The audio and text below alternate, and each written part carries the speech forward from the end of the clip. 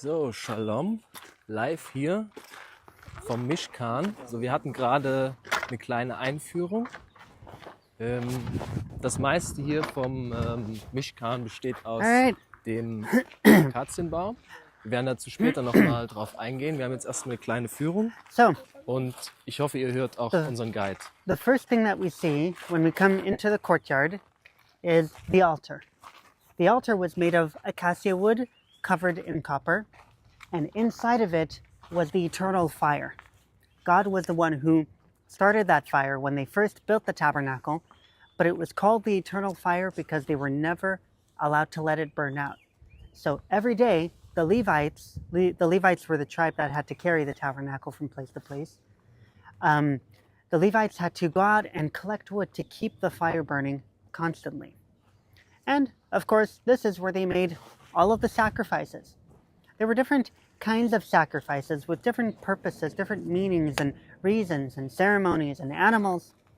The most important of these sacrifices was called, in English, the atonement sacrifice, or in Hebrew, korban hakapara. In German, I believe it's the Sühne offering. Sündopfer. It was the most important of the sacrifices at the time because its purpose was to atone, to forgive the sins of the Israelites. And because it was the most important, only the high priest, the Kohen HaGadol, was allowed to perform that sacrifice, whereas all the other sacrifices could be done by the regular Kohanim. And it was only done once a year. All the other sacrifices were every other day of the year. All right? On each corner of the altar was a horn. We call them the horns of the altar. The priests would take the blood from all the sacrifices and they would sprinkle it on the horns of the altar. And they served a special purpose. If anyone killed someone by accident, not on purpose, or was accused of murder, then he could run in and grab the horn. And as long as he was touching the horn, no one was allowed to hurt him or touch him or kill him until the Kohen HaGadol came, investigated, and decided if he was innocent or guilty. The most famous example of that in the Hebrew Bible is Yoav. Yoav was a commander in David's army, and he murdered David's son, Absalom. He ran in, grabbed the horn, but eventually did receive the punishment he deserved. All right, so you can walk up the ramp, look inside the altar, and then we'll continue on to the next item.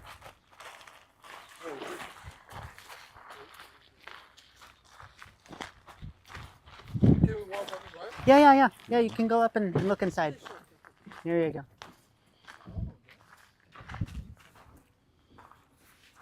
But they were built like for, I mean, they were like 4 walls, right? There were. I mean, here we have 4 walls. Right. There was like 4 walls. Yeah. This is more or less the actual size of the altar that was at the time. It was 5 by 5 cubits and 3 cubits tall. Okay.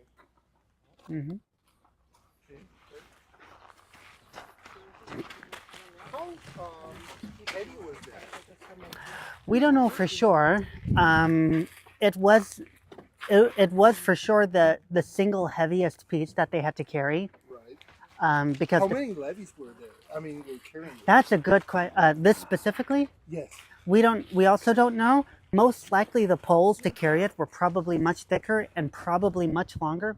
Possibly up to 6, 7, maybe even 8 people on each corner.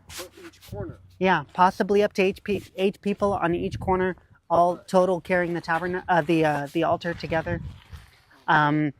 So there probably, possibly up to 32 people.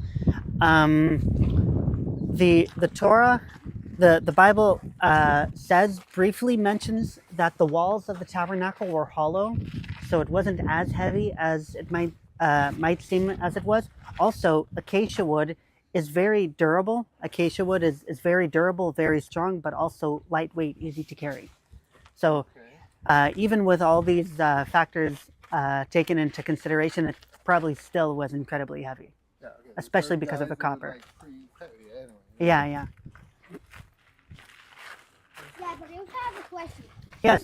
Did the Mishkan when the temple was built, Right. did the Mishkan turn into the Kodesh HaKodeshim?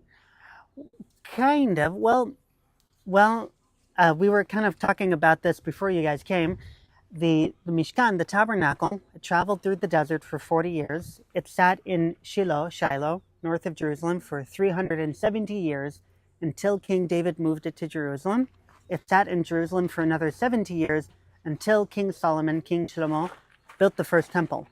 Now, we don't know for sure 100% what happened, but I think what happened to the Mishkan, but the most likely scenario is that King Solomon probably stripped the tabernacle of its material and recycled it for the temple. Probably. That's probably very likely. But the holy items, such as especially the Ark of the Covenant, was just transferred to the temple as it was. It wasn't changed as far as we know. So behind the altar was the copper wash base, or the laver. The Hebrew word for this, in Hebrew, this is called the kiyol, which in modern Hebrew just means sink. This was made of pure copper, unlike the altar, which was wood covered in copper. And the Bible briefly mentions that this was also made of the mirrors of the women. Women who donated their mirrors, women who served outside the courtyard of the tabernacle, who donated their mirrors made of polished copper to make the wash base. So, you know, kids, when you're in the bathroom, you're brushing your teeth, right, and you can see your reflection in the mirror in front of you, right? So it's very likely that the priests, the Kohanim, probably saw their own reflection when they looked in here. Only here they did not brush their teeth. Here they had to wash themselves. They had to purify themselves, their hands and their feet. To keep the water clean, they didn't wash their hands like this, because then it would have filled up with blood and dirt. Ugh. Instead, they would scoop the water outside and would wash their hands and their feet outside of the wash base. And they had to do that every time before making a sacrifice or before going into the tent. This symbolizes purification. It shows how we need to be purified before we can enter into Hashem's presence. But what's really interesting here is the placement of the wash base. It sat in between the altar and the tent. Why is that significant? Because in most other religions, you'll see that the washing or the cleansing is usually the first thing that you see, or the first thing that you have to do before entering into the sacred place. So why did God command them to place first the altar and then the wash base? Why not the other way around? Because maybe the altar is more kadosh than Maybe. I mean, the most kadosh, the most holy, is the Holy of Holies, the Kodesh HaKodeshim. But I think you're in the right direction. God says, and I think this is a point that many Jews actually miss today, that they don't think about it in this way. God says in the Bible, in the Tanakh, many times, that there is no atonement of sin without blood. Leviticus 17:11, it is through blood that the soul can be atoned. So in order for us to be purified, first there must be a sacrifice. And that's what I believe God is trying to show us through the placement of the items, that it is through the blood of the sacrifice God purifies us, and then we can enter into His presence. Yeah, but if then like that, why do first they wash their hands? That's a good question. That's a good question. Why did they have to wash their hands before making the sacrifice, as well as far as the order of the actions they had to do? I would have to really look into the details, because there's a lot of details. How they were to perform the sacrifice, very strict instructions. But the point I was making more has to do with the placement of the items, and not as much with the way or the order of the actions that they had to perform it in. But I'm sure there is some significance. It's just common that if you need to use in two different dimensions, that's more common that it will be in the central, right? The what? Meaning that when you're washing your hands and the feet, that the same amount of the meters or whatever. Yeah. between the altar and the distance, right? So there's like exactly the middle of the. Well, I don't think the Torah actually says the exact distance between, let's say, the gate and the altar to the wash base and the wash base to the tent. I don't know if it says the distance between them. It says. But it does say the placement. The altar and then the. Yeah, but if you have a reverse, meaning that washing point will have it here, and then you need to go to the Mishkan, then you have to walk pretty far. So you have like more convenience. Oh, I see what you're saying. Yeah. And yeah, I mean, even logistically, yeah. There might also be practical or logistical reason. But yeah. Let's check it out. I mean, it makes sense. I mean, I don't think these things are limited to only one interpretation. Of course. Solely. I'm sure there's multiple meanings and multiple interpretations to everything. Right. Okay, that's cool. Yeah. All right. But one second. Yes. The vessel was only one. The what? The place to wash, there was only one. Correct. Place. There were not like several, right? Correct. Okay, because in the Beit HaMikdash there was like in Beit HaMikdash, I don't know about several, but it was definitely much larger. It was massive. Yeah, but it was and the Tanakh also describes not just the size, but also like what it looked like in the 12 bowls, 3 on each side, and even faucets that you could open and close to wash your hands and feet instead of having to scoop the water out every time.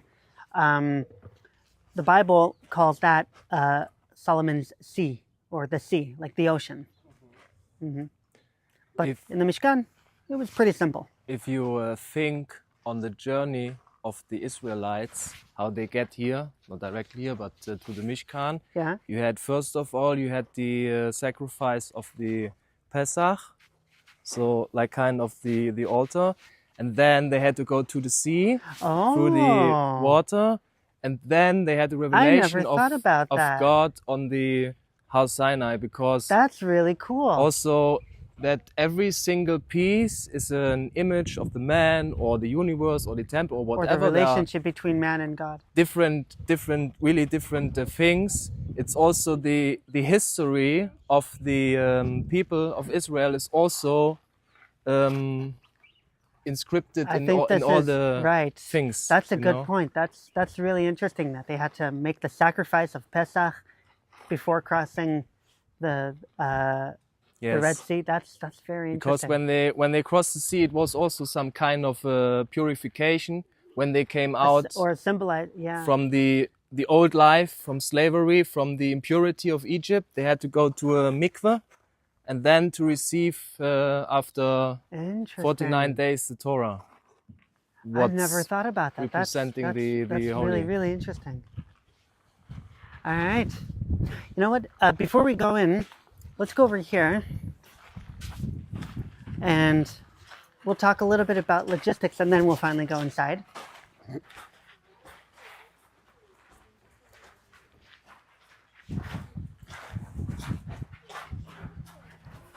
I'm going to use that in the future, by the way. I never thought about that with the sacrifice and then the crossing of the Red Sea.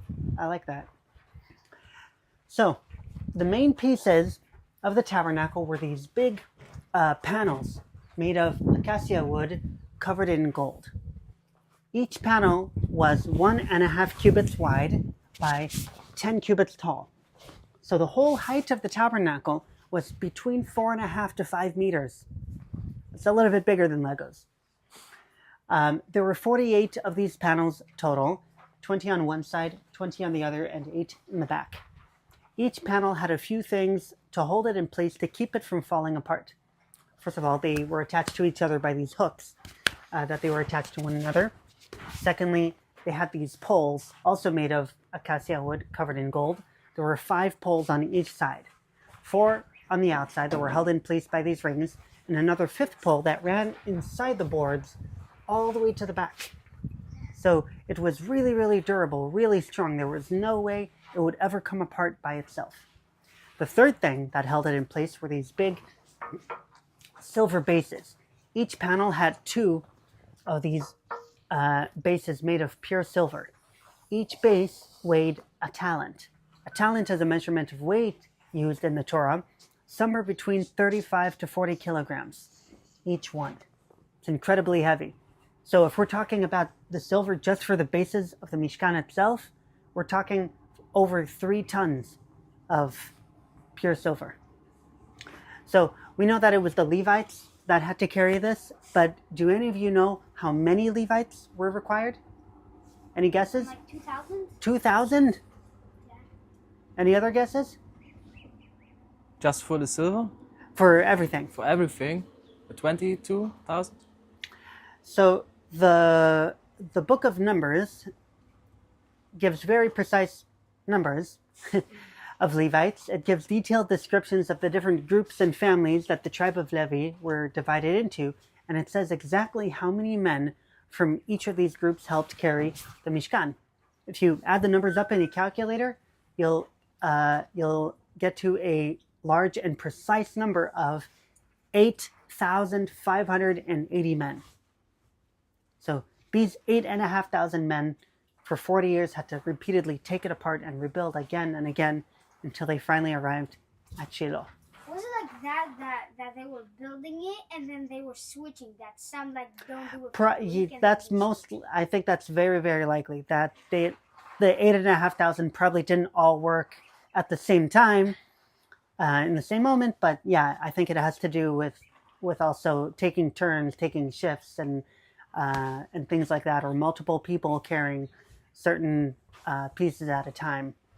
And I think that also includes not only carrying the tabernacle itself, but anything and everything that has to do with the logistics of the tabernacle, such as finding wood for the fire, or finding water for the wash base, and so on. Did they have some kind of wagons to carry all the stuff? Yes, the 6 holy items.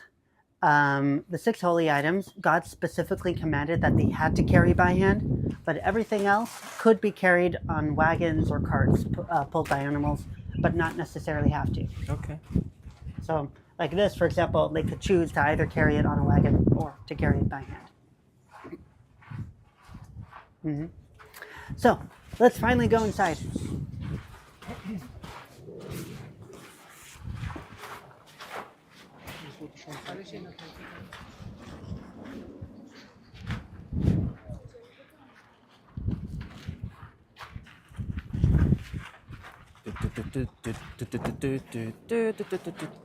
Herzlich willkommen im Heiligsten. Very good. So, the whole compound can be divided into 3 sections.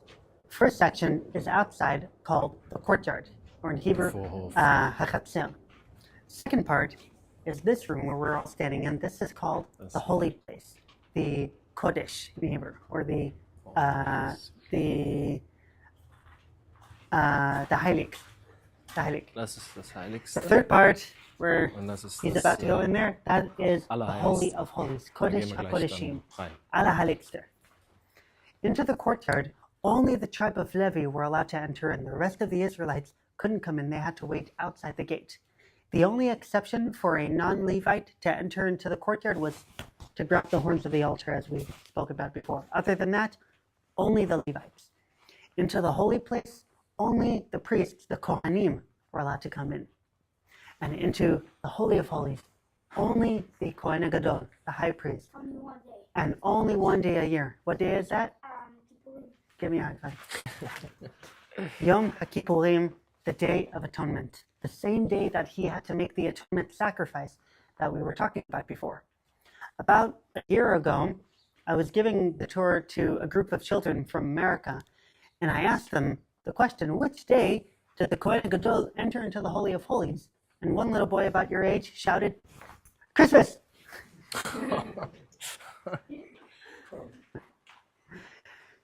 On the north side of the tabernacle was the table of showbread. Der Schabbrottisch. In Hebrew, lechem hapanim. We don't know exactly what kind of bread was used. The Bible doesn't exactly describe if it was pitas like this, or if it was matzahs, or challas, or French baguette. But we know 12 loaves of bread. Why 12?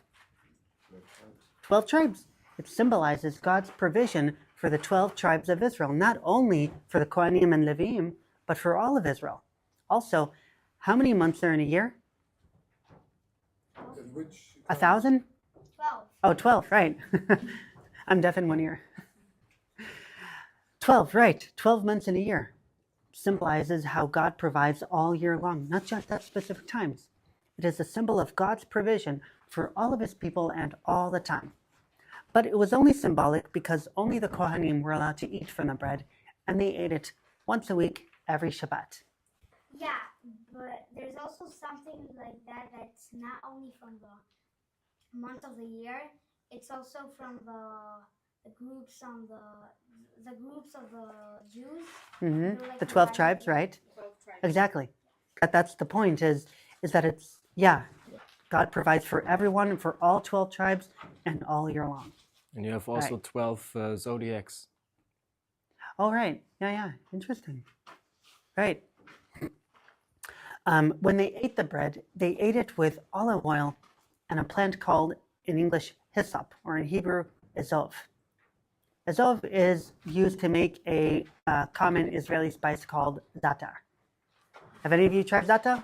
Yes. It's good stuff. So, as we eat it today, the Kohanim also, 3,600 years ago. Is this also the actual size, or is this? So the it size seems of a the bit menorah, small. the Torah doesn't actually give us the exact size and dimensions of the menorah, but it does give us the weight. And based on the weight, we can roughly guess the size of it, and that it was made of pure gold. So it's somewhere between 80 to 90 kilograms of pure gold. So based on that, we can more or less guess the size of it. This was made of pure gold, and it was made of one solid piece of gold, meaning they didn't take different pieces and attach them or weld them together. Instead, they took one big solid chunk of gold and they shaped it and molded it and hammered it to get this beautiful piece of artwork. It didn't burn with a candle like we might celebrate today in Hanukkah. Rather, it burned with olive oil and a little piece of string that came out the front called a wick, or in Hebrew, til. Mm-hmm.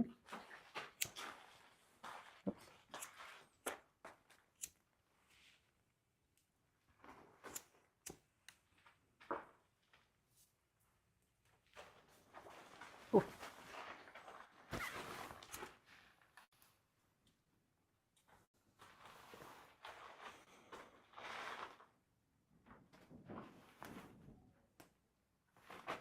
Here we go. So, similar to the eternal flame that was outside. Ooh, hot.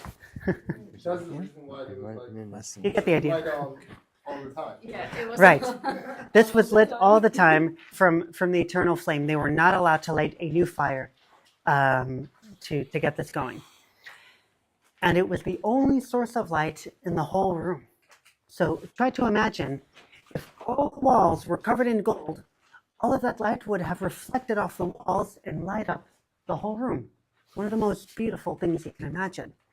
Yeah, but the menorah lights, were they like the same, like a fire of the sacrifice?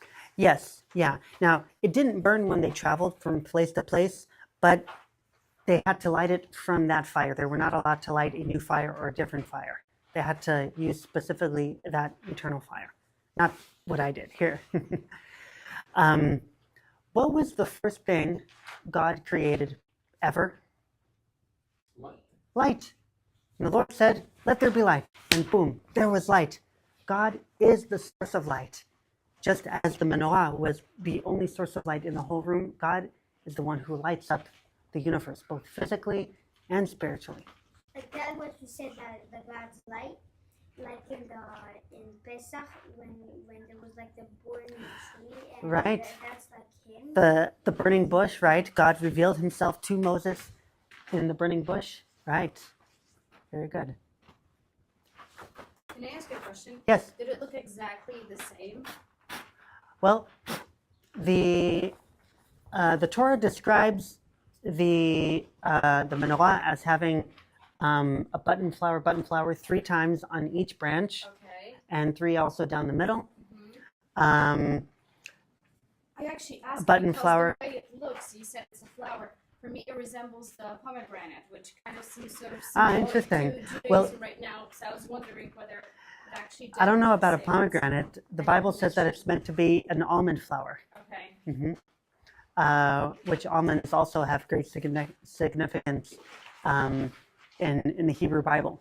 In Jeremiah chapter 1, God says, I have given you the almond flower as a sign that I am closely watching over you. But in Hebrew, it's a play on words because the Hebrew word for almond and to watch over something is the same word in Hebrew, shaked or shoked. Almonds also represent eternity, like the eternity of God. The almond flower is the first flower to bloom before the spring, showing that spring is near.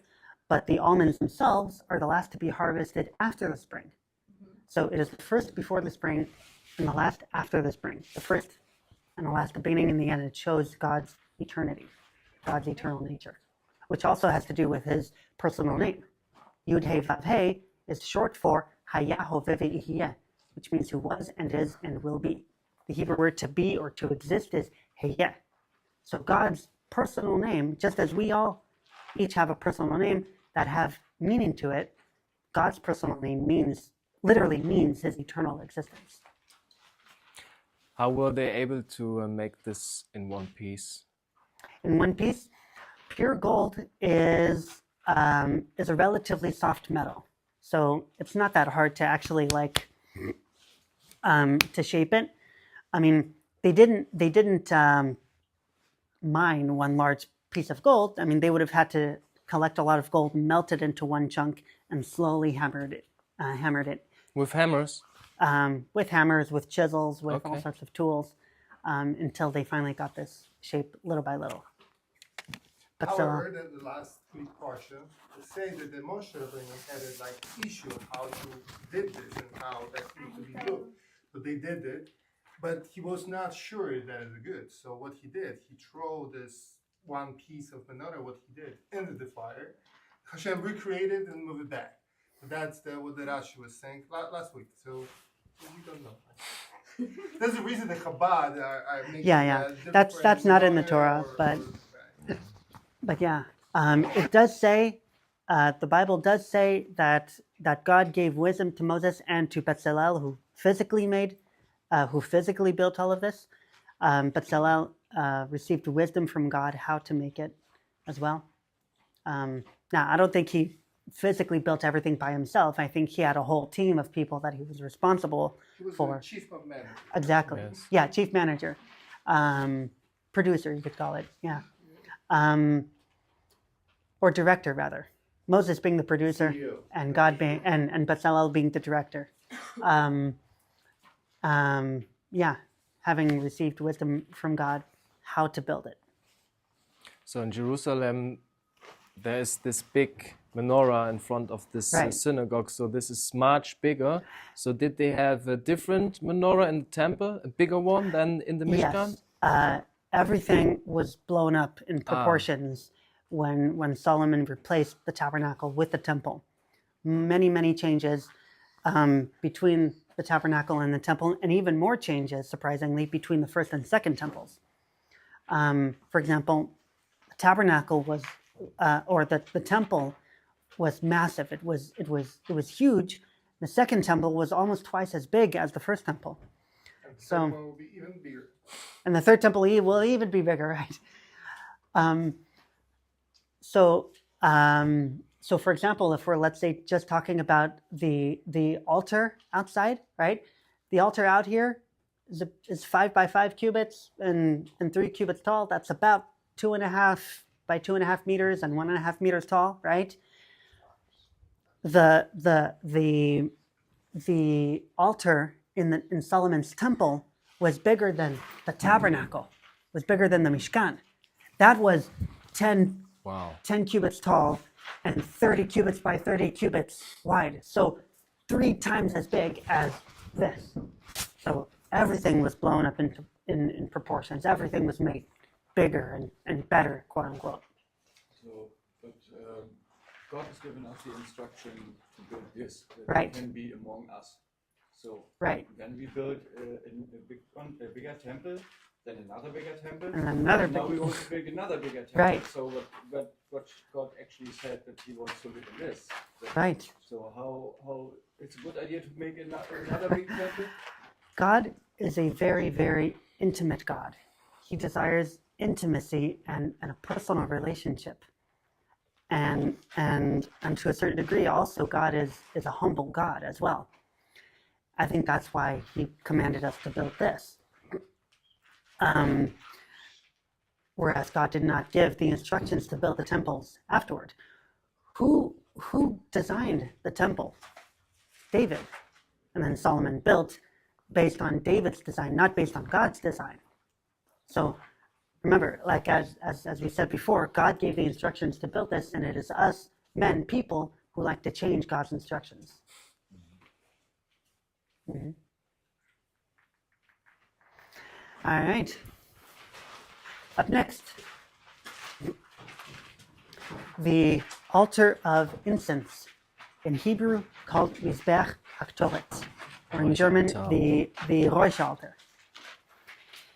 Here, they did not sacrifice animals like they did outside, but here, every day, the Kohanim had to offer up incense.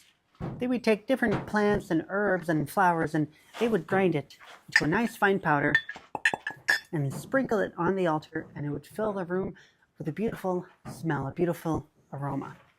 They had to do that twice a day, every day, in the morning when they woke up, and in the evening before they went to bed. That was part of the daily burnt offering ceremony. That was also twice a day, morning and evening.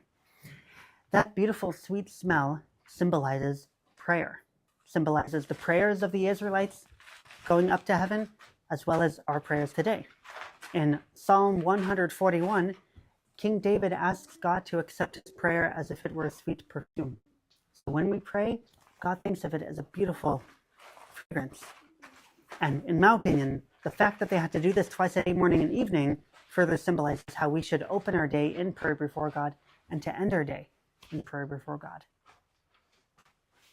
So there were two types of Kohanim. There was a regular Kohen who was dressed only in white. And so I see you came prepared, just in white. But the Kohen Gadol was dressed far more beautifully.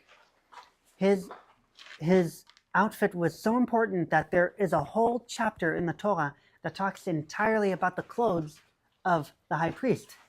That is Exodus chapter 28. There it describes all the different layers and pieces and colors that he had to wear. On his breastplate were written the 12 tribes of Israel. Each tribe had its own unique precious stone to represent it. Those in Hebrew are called Avnei HaChoshen. On his shoulders were written the names of the 12 sons of Jacob, of Yaakov, written according to age that they were born, from oldest to youngest, from Reuben to Benjamin. Across his forehead was a crown of gold on which was written holiness to the Lord. Now, when we read in English, the Lord, usually written in all caps, in German it would be der Herr, right?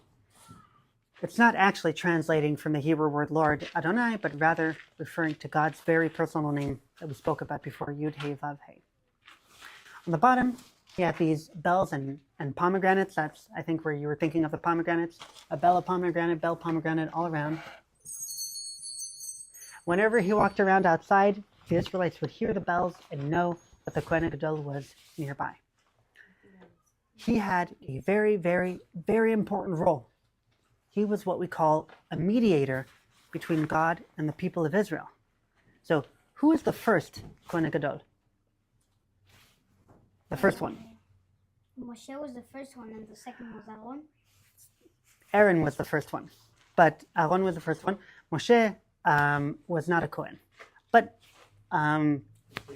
God, he was a Levite, so he could enter into the courtyard, but he wasn't a Kohen, so he couldn't actually come in here. But he did meet with God face to face in a separate tent of meeting outside the camp, also called in Hebrew Ohel Moed. So there's some confusion sometimes between that and this.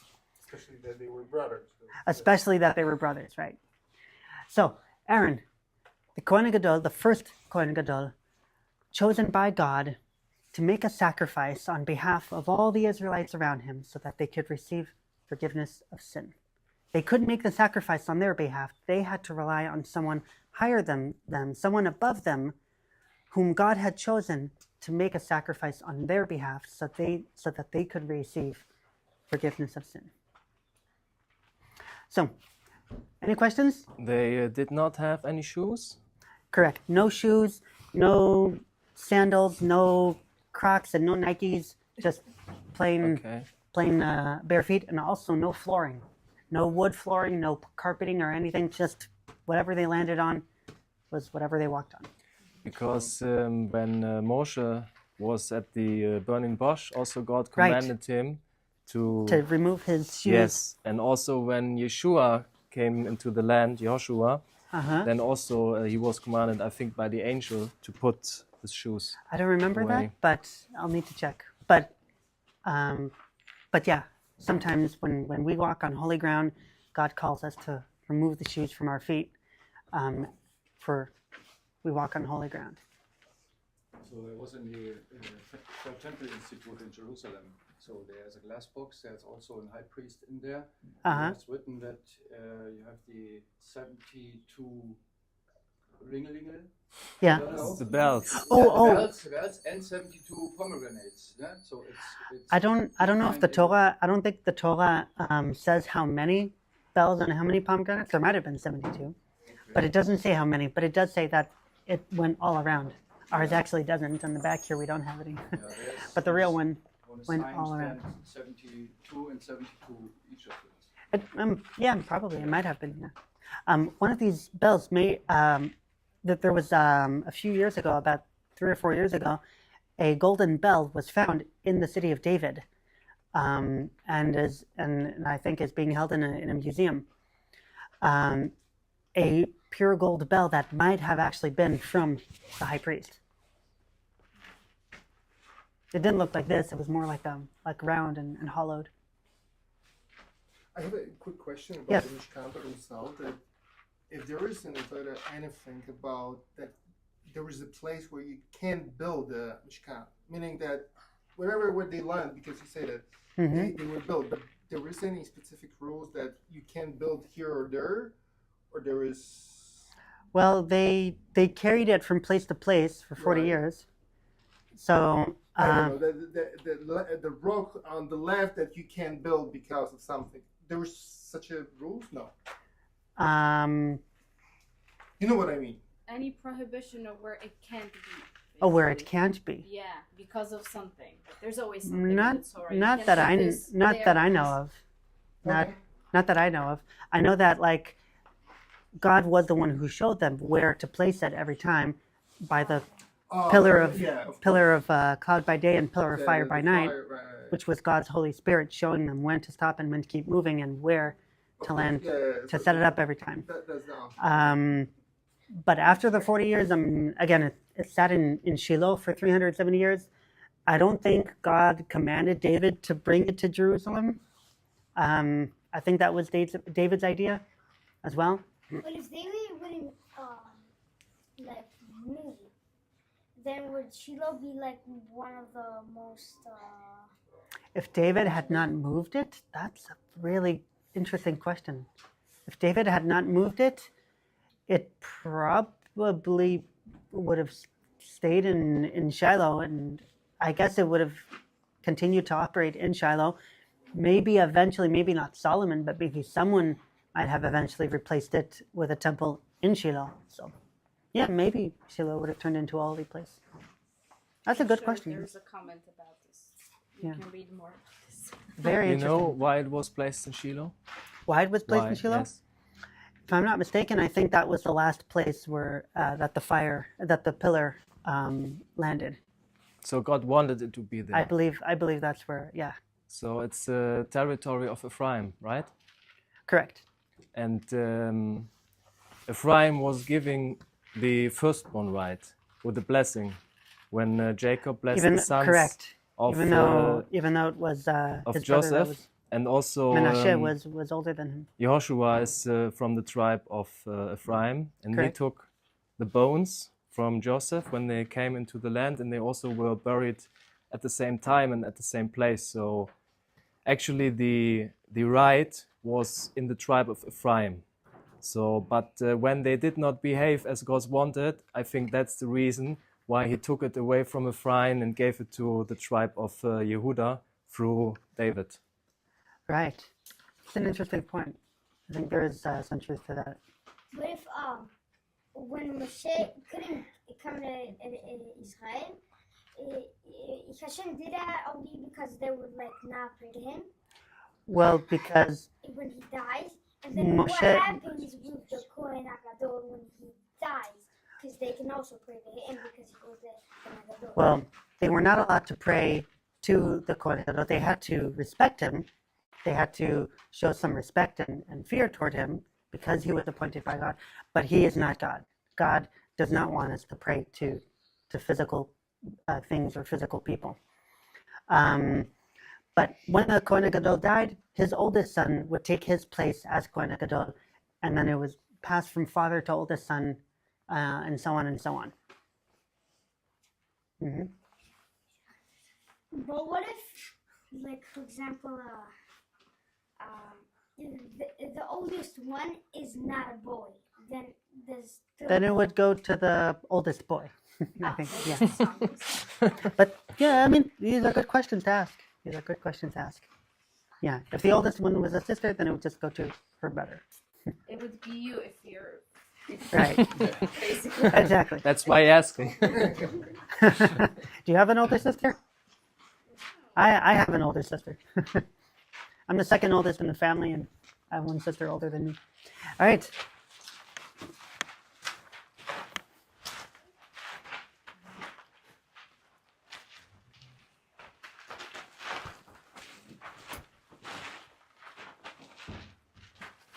So,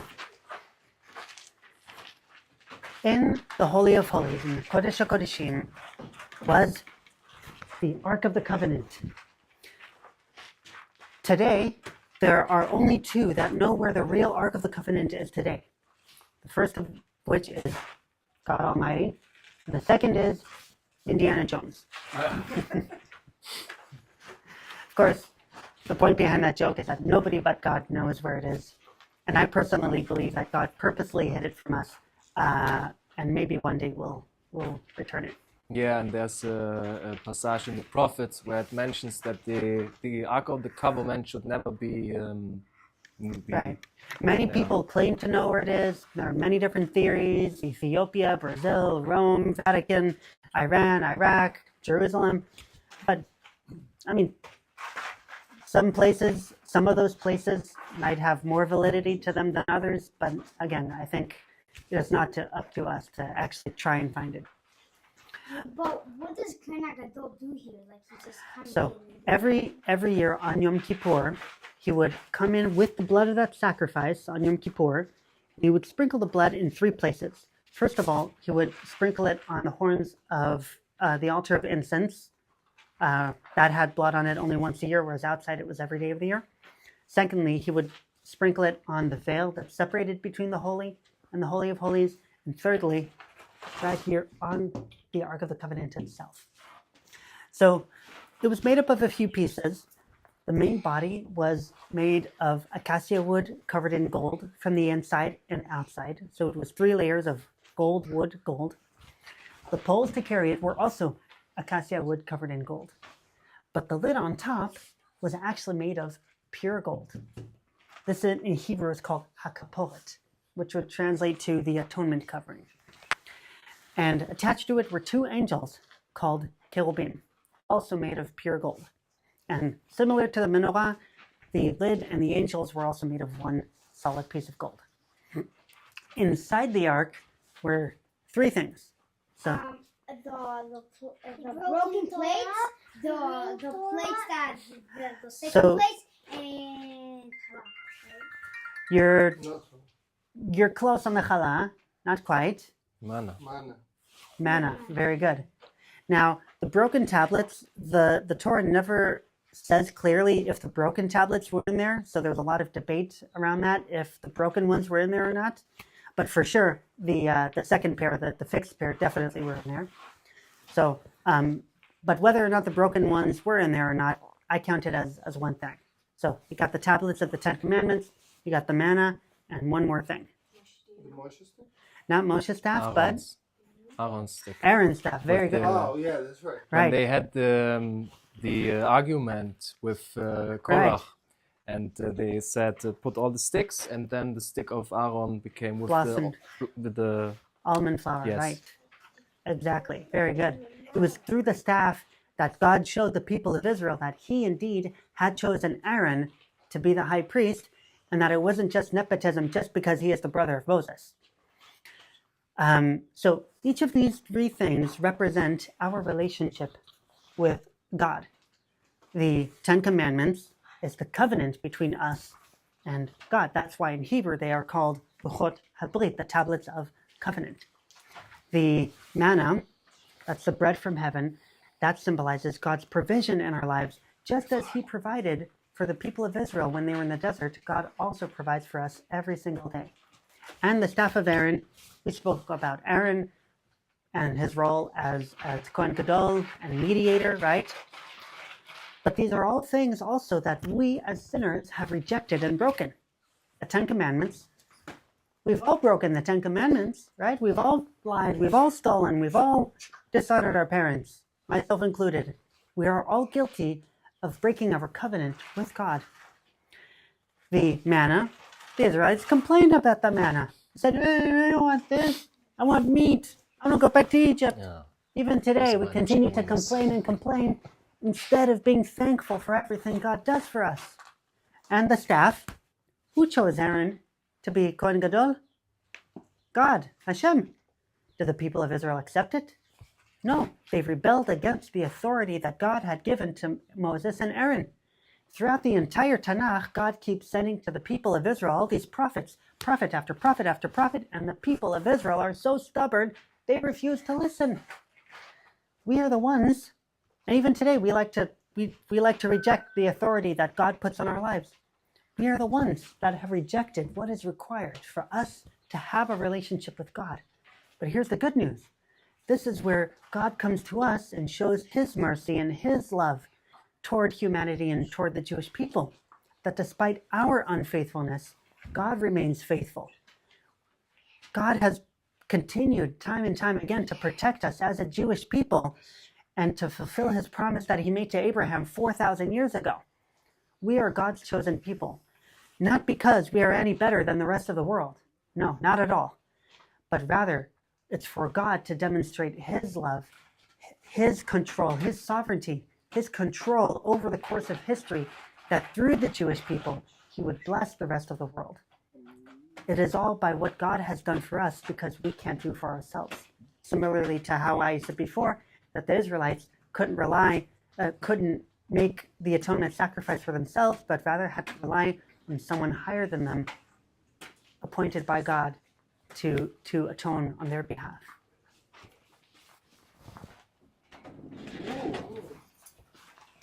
So, you say that no one knows? No. Yeah. Right. So, thank you for coming.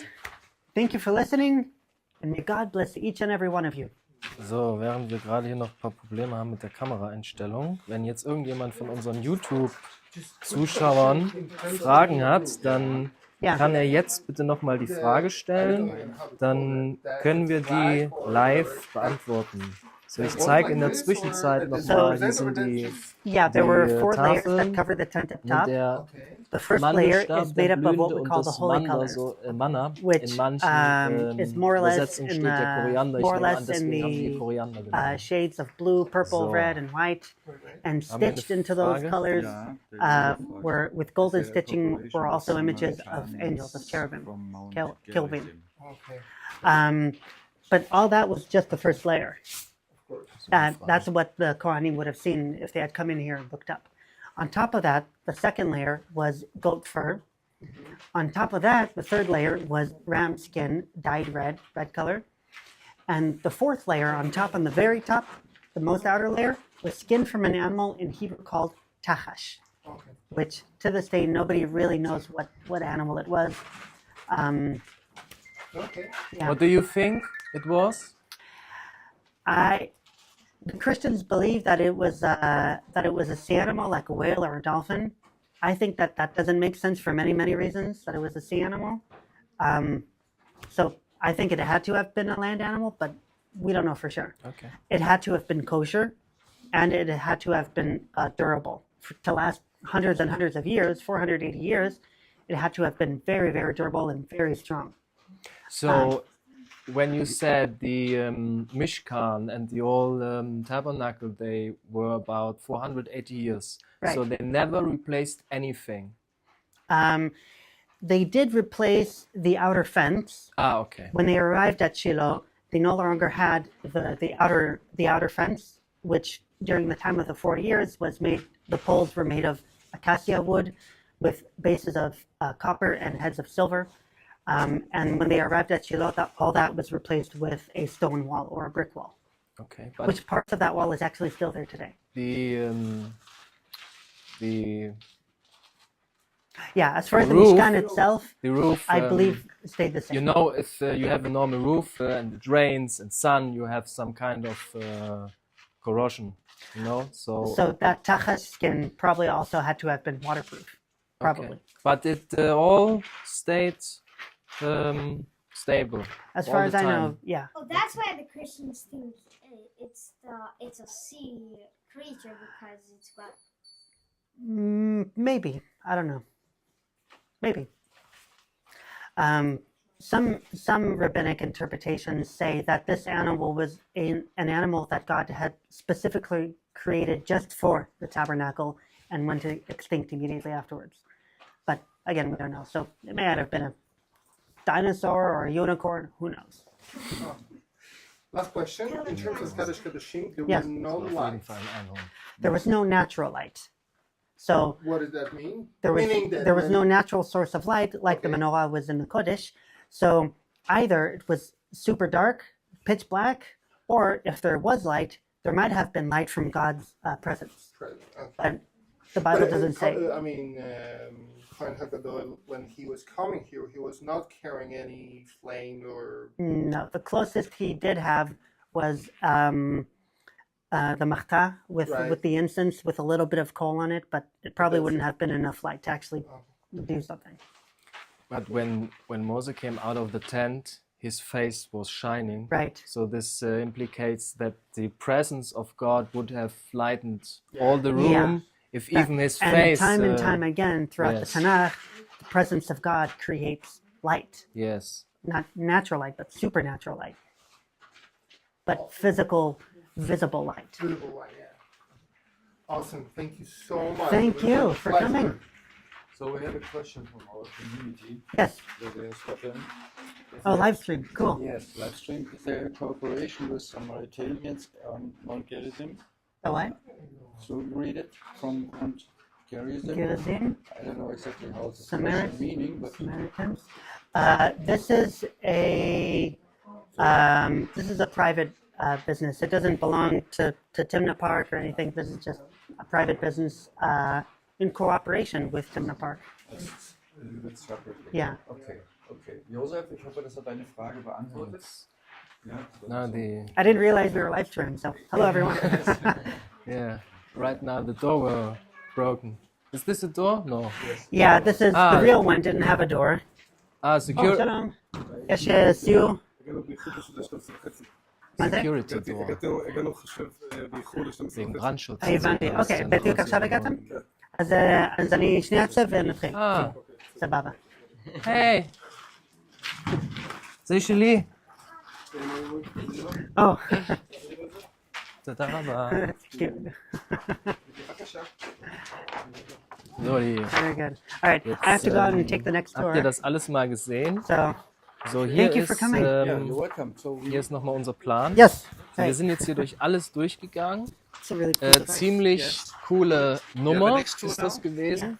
okay. So, ich sag vielleicht nochmal was zur Einführung. Wir hatten ja hier so eine kleine Einführung. Und wie gesagt, also das Material, was am meisten benutzt wurde, ist für den gesamten Bau, ne, für den Zaun und die Stiftshütte. Wir haben ja auch gelesen, dass der Brandopferaltar, der war eigentlich aus Holz mit Gold überzogen. Und auch die Bundeslade, nicht der Deckel, aber die Bundeslade. Und ist, wie gesagt, der Akazienbaum. Akazienholz wurde am meisten benutzt. Und er hat uns vor uns erzählt, dass das Akazienholz, hier steht, ein Akazienbaum, der halt ein bisschen tot aussieht. Da könnte man fast schon vergleichen mit dem wilden Ölbaum von Ephraim. So, und hier steht auch nochmal ein Akazienbaum. Der ist richtig grün. So, da. Ups. So, hier ist auch nochmal ein Akazienbaum. So, und der Akazienbaum war ein sehr schönes Gleichnis. Der steht für den Menschen, ne? Psalm 1, der gefallen hat am Gesetz Gottes, der ist wie ein Baum. So, und jetzt ist dieser Baum, der Mensch, ist halt mit Gold überzogen und soll halt umgewandelt werden, ne? Durch die Nähe zu Gott, durch das Halten der Gebote und so weiter, soll er sich halt selber heiligen und rein werden. Und er hat auch gesagt, für ihn war, weil wir haben in der Tora nur die Maße von der Stiftshütte, vom Mishkan. So, aber nicht vom Tempel, sondern es war halt die Idee, wahrscheinlich von David, der hat ja dann die Maße gegeben, andere Proportionen, den Tempel zu bauen. Aber dieser Mishkan, also nicht der hier per se, aber der Mishkan, der hat länger überdauert als alle beiden Tempel. Er hat von dem Auszug aus Ägypten, ne, das wurde wenn ich jetzt recht mich entsinne, am ersten Tag des ersten Monats, im zweiten Jahr des Auszuges wurde der Mishkan dann am Ende aufgestellt und hat halt bis wir lesen das in Könige, als der Salomon den Tempel gebaut hat, vom Auszug aus Ägypten sind es 480 Jahre. So, und der hat halt 480 Jahre überdauert, länger als der erste Tempel, der dann von den Babyloniern zerstört wurde und länger als der zweite Tempel, der von den Römern zerstört wurde. Und Salomon hat praktisch alle Materialien benutzt, die hier im Mishkan waren und hat den praktisch zum Tempel aufgebaut. So, und ich denke, das war eine super tolle, interessante Führung. Ja, damit ist alles gesagt. Und ich danke euch fürs Zuschauen. Unterstützt uns, liked das Video, teilt das Video, schickt vielleicht auch unseren Fundraiser raus, wenn euch das gefallen hat. Also wir sind, wie gesagt, extra jetzt hierher gefahren, um euch das mal zu zeigen. Und wir fahren jetzt hier noch ein bisschen durch den Timna Park, gucken uns das an und dann würde ich sagen, vielen Dank und bis später.